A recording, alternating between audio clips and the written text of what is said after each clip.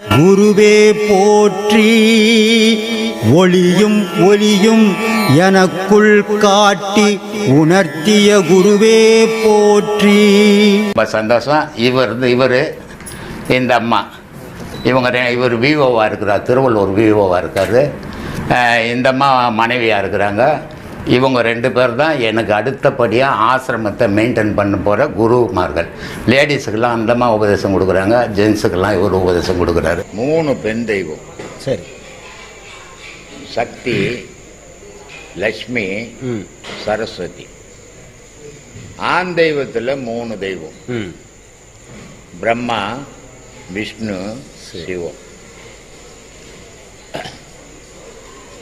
இந்த பெண் தெய்வம் 3 தெய்வங்கள் எங்கெங்க இருக்குது அப்படின்னா, ஒன்று இடுப்புல நெருப்பா இருக்குது, அது சக்தி. இன்னொன்று வயிற்றுல எல்லா பொருளையும் வாங்கி ஜீரணமாக்கி உன்னை செழுமையா வச்சுங்கிறது மகாலட்சுமி. சரி. இன்னொன்று சரஸ்வதி, தொண்டையில் இருக்கு. நாரதர்னா நாக்குன்னு அர்த்தம். சரஸ்வதியினுடைய புள்ளதான் சரி நாரதர், பிரம்மாவனுடைய புள்ள. சரி சரி. சரஸ்வதி இங்க இருக்கிறா, நாரதர் இங்க இருக்கிறார். இந்த நாரதனுடைய வேலை என்னன்னா, எல்லாரும் கலாப்பனை பண்ணி விட்டுக்கணும், ஏதாவது ஒரு சண்டை மூட்டி விட்டுக்கணும், அதுல ஒரு நியாயம் பறக்க வைக்கிறது தான் நாக்குனுடைய வேலை. சரி சரி. இதை தான் திருவள்ளுவர் சொன்னார், யாகவராயனும் நாகாக்க சோகாப்பர் சொல்லெழுக்கப்பட்டுனார்.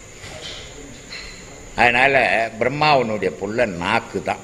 இந்த நாக்கு தான் முக்காலத்தை பத்தியும் பேசும், 4 காலத்தை பத்தியும் பேசும். சரி சரி. வேற எதுவும் உடல்ல பேசாது. அதே மாதிரி 3 ஆண் தெய்வம். ஒன்னு ஆண் பெண் குறி, பிரம்மா. இன்னொன்னு மகாவிஷ்ணு, நீல நிறம், அது வயிறு. இன்னொன்னு சிவம், அது உச்சி, ஓசை. இப்படி ஒரு உடல்ல 3 ஆண் தெய்வம் 3 பெண் தெய்வம் இருந்து இயக்குது உடலை. எல்லாமே இந்த உடலை வச்சுதான் தெய்வ வழிபாடு. இதெல்லாம் அறியாததுனால அவங்க பெரியவங்க என்ன பண்ணாங்கன்னா, இவனுக்கு இப்படி எல்லாம் சொன்ன புரிய மாட்டேங்குது, ஒரு கோவில்களை கட்டி வச்சு இந்தந்த தெய்வங்கள்னு வச்சா எப்படியோ ஒன்னு அவன் போய் அதை கும்பிடுவான், அவன் மனிதனா வாழ்வான், இல்லைன்னா அவன் மிருகமா மாறிடுவான், அவனுடைய குணாதிசயங்கள் மிருகமா மாறிடும் அப்படின்றதுக்காக இந்த தெய்வங்களுக்கெல்லாம் கோவிலை கட்டி அதுல பூஜை புனஸ்காரங்களை பண்ணி மனிதர்கள்லாம் அங்க அழைச்சி அவனை பக்குவப்படுத்துறதுக்கு கட்டினதுதான் கோவில்கள்.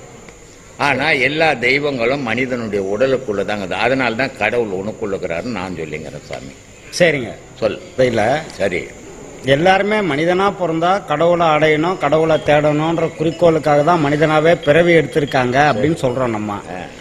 அப்படி கடவுளை தேட வர்றவங்க சிலர் சில பிரச்சனைகளை சந்திக்க வேண்டியிருக்கு. சில அதான் ஆன்மீக பாதையில் வரும்போது சில பிரச்சனைகளை சந்திக்க வேண்டிய சூழ்நிலை ஏற்படுது. சரி. அப்போ அந்த மாதிரி நேரத்தில் அவங்க மனநிலை எப்படி இருக்கும், எப்படி மாறி போயிடும், போடா கடவுளாவது எதுவும் தேவையில்லை, நம்ம இருக்கிற மாதிரி இருந்துக்கலாம் போலான்ற மாதிரி ஒரு எண்ணம் வந்துருமா அவங்களுக்கு? அதனால கடவுளுக்கு நஷ்டம், கடவுளுக்கு எந்த நஷ்டமும் இல்லை, ஆனா அந்த அவனுக்கு நஷ்டம் தானே. அப்படி ஒரு நஷ்டம். கடவுள் என்றது நீ கூப்பிட்டா வர்றதில்லை, கடவுள் என்றது அவ்வளவு ஈஸியாட்டுறது இல்லை. அதனால்தான் இன்ப துன்பத்துக்கு அப்பாற்பட்டவன் கடவுள். நீ எந்த மகானாவது சொகுசா கடவுள் அறிஞ்சுக்கிறான் சொல்லு. ஆனா நீ வீட்டுல பொண்டாட்டி புள்ள குட்டி குழந்தை குட்டி 100 ஏக்கரா சொத்து வச்சுன்னு கடவுள் வருவாரா உனக்கு? இல்ல, சொத்து எதுவுமே இல்ல. எதுவுமே இல்லன்னா நீ வச்சுக்கல, உனக்கு கிடைக்கல, சோறு கிடைக்க, டெய்லி வேலை செய்யற, வெட்டி செய்யற, பொண்டாட்டி எல்லாம் கட்டிக்கினே, அப்புறம் எங்க கடவுளை தேடுறது? 10 ரூபாய் தான் சொல்லுங்க, 10 ரூபா சம்பாரிச்சு கடவுளை தேடணும்னு வரான். ஏதோ அந்த காசு தொலைஞ்சிச்சு, அவனுக்கு வர முடியல, பயணம் தடைப்படுது, போச்சு. அவனோட நிலை என்ன இருக்கும்? இந்த வாட்டி போச்சு, அடுத்த வாட்டி நான் அதை அடையிறேன்றோம். வைராக்கியம் இருக்கிறவன், வைராக்கியம் இருக்கு, வைராக்கியங்கிறவன் இந்த வாட்டி சரி இல்லாம போகுது. ஒவ்வொரு முறையும் லண்டன்ல இருந்து பிளைன வரல, விட முடியல. அதனால அவங்க அடப்படா கடவுளாச்சு கத்திரிக்காய் வச்சு உட்காந்து பண்ணா எப்ப பிளைட் விடுவான்னு காத்துங்கிறான். அந்த மாதிரி 10 ரூபாய் இப்ப தொலைஞ்சு போச்சு, நீ வர முடியல, அடுத்த வாட்டி 10 ரூபாய் சம்பாதிச்சு வா. உண்மையான எண்ணம் இருந்தா உனக்கு. இந்த வாட்டி போச்சு கிடைக்கல, போகும்போது தடையாயி போச்சு, அதனால இனிமேல் நான் போக மாட்டேன்னா உனக்கு அதில் நாட்டம் இல்லைன்னு அர்த்தம். இப்போ வள்ளுவர் எழுதியிருக்காரு, துறவு அப்படின்னா இந்த கொஞ்சம் அந்த அட்டாச்மெண்ட் அப்படியே ஒட்டி இருந்தது, குடும்பத்தோடு ஒட்டி இருந்த நாம் கொஞ்சம் கொஞ்சமாக கழண்டு வெளியில் வரோம். இந்த பாடத்தால் வெளியில் வரும்போது கூகா என என் கிளை கூடி அழாது. காரணம் என்னன்னா, அவர் ஆன்மீக பாதையில் போயிட்டார். அவர் எப்போவும் தியானம் பண்ணுவார், வெளியே வேலைக்கு போகிறாரு, வராரு, வீட்டில் ஒரு பிடி சாப்பிடுவார், வீட்டுக்கு தேவையானதை செய்துட்டு நேராக போய் பாடத்தில் உட்காருவார், பாடம் பண்ணுவார், அங்கேயே படுத்துருவார், டைம் இருந்தால் வருவார். இப்போ ரொம்ப ஃபேமிலியில் அட்டாச்மெண்ட்டு கொஞ்சம் கொஞ்சமாக குறைஞ்சிரும். பொறுப்புகள்லாம் வந்து பிள்ளைங்களுக்கோ இல்லை வேறு மனைவிக்கோ அந்த பொறுப்புகள் அவங்க எடுத்துக்குவாங்க. ஏன்னா நீ அங்கே இருந்தால் தானே, இது இல்லை அது இல்லைன்னு, உனக்கு சம்பளம் தான், அப்படி காசு வீட்டில் கொடுத்தாச்சு. அப்போ என்ன ஆகுனா, மெயின்டெனன்ஸு குடும்ப நிர்வாகத்தை அவங்க பார்த்துக்கிறாங்க. பொறுப்பை நீங்கள் தள்ளி விட்டாச்சு. அப்போது உங்களுக்கு என்னன்னா பாடம் தான் முக்கியம். இப்படி வர்றப்போ அந்த அட்டாச்மெண்ட்டுன்றது குடும்பத்திலேருந்து கொஞ்சம் கொஞ்சமாக பிரிஞ்சு வெளியில் வந்து நல்ல நிலையில் நீங்கள் பாடத்தில் போகும்பொழுது உங்களுக்கு யாரும் அழமாட்டாங்க.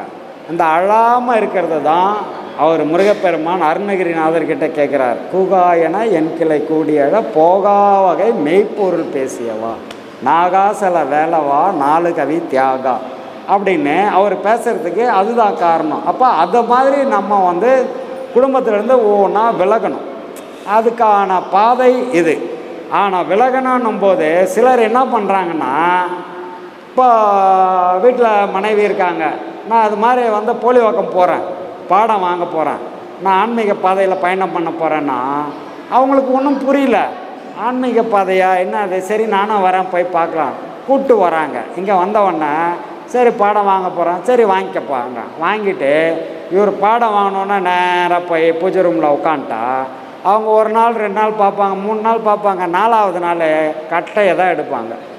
எப்போ பார்த்தாலும் உள்ளே போய் உட்காந்து, இனிமேல் நீ அங்கே போகக்கூடாது, எங்கே போலிவாக்கத்துக்கு இனிமேல் நீ போகக்கூடாது, ஆசிரமத்துக்கு போய் பாடம் வாங்கிக்கின்னு வெள்ளை துணி கட்டிக்கின்னு இப்போ வெளியே போகிறோன்னா நல்லா ஃபேன் ஷர்ட் போட்டுக்கின்னு இன் பண்ணிக்கின்னு பைக்கில் சரன்னு போனோம். அதுதான் அவங்க பெண்கள் விரும்புவாங்க. இவர் எங்கள் வீட்டுக்காருன்னு சொல்லுவாங்க பக்கத்தில் இருக்கிறவங்க கிட்ட, அவங்க சொந்தங்கள்கிட்ட, அவங்க ஃப்ரெண்ட்ஸுக்கிட்டலாம் இவர் எங்கள் வீட்டுக்காரு, இவர் எங்கள் வீட்டுக்காரு. நீ அழகாக இருந்தால் தானே சொல்ல முடியும். நீ பரதேசமாக தாடி விட்டுக்கின்னு இந்த மாதிரி வேஷ்டி கட்டிக்கின்னா உன் கூடயே வரமாட்டாங்க அவங்க. ஆனால் வரணுன்றதுக்காக அவங்க என்ன பண்ணால் உன்னை தடுப்பாங்க, போவாத அந்த வேலைக்கே போவாது, நீ என்ன தாடி விட்டுக்கின்னு பட்டை போட்டுக்கின்னு கொட்டை கட்டிக்கின்னு இதெல்லாம் சரியாக வராது, போகாதன்னு தடுத்துருவாங்க. அப்போ என்ன ஆயிடுச்சுன்னா வினை பயன் நாங்கள் ஆரம்பிச்சிடறோம் நம்மளுக்கு. அப்போ நம்ம ரொம்ப ஜாகிரதையாக இங்கே கையாளணும். எப்படி அப்படின்னா அவங்களுக்கு முதல்ல புரிய வைக்கணும். 2வது விஷயம், பாடம் வாங்கிட்டா எப்பவும் பாடத்திலே இருப்பேன்னு கிடையாது.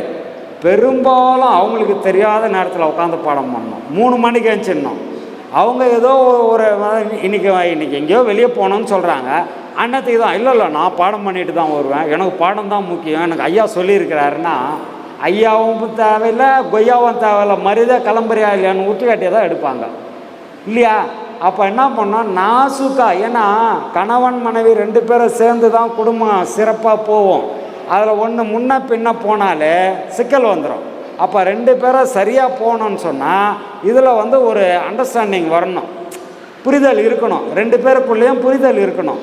அப்போது இவர் அதுக்கேற்ற மாதிரி, ஏன்னா நீங்கள் பக்குவப்பட்டவங்க, பாடம் வாங்கினாலே மனம் பக்குவப்படும், பக்குவப்பட்டவங்க பக்குவமாக நடந்துக்கணும்.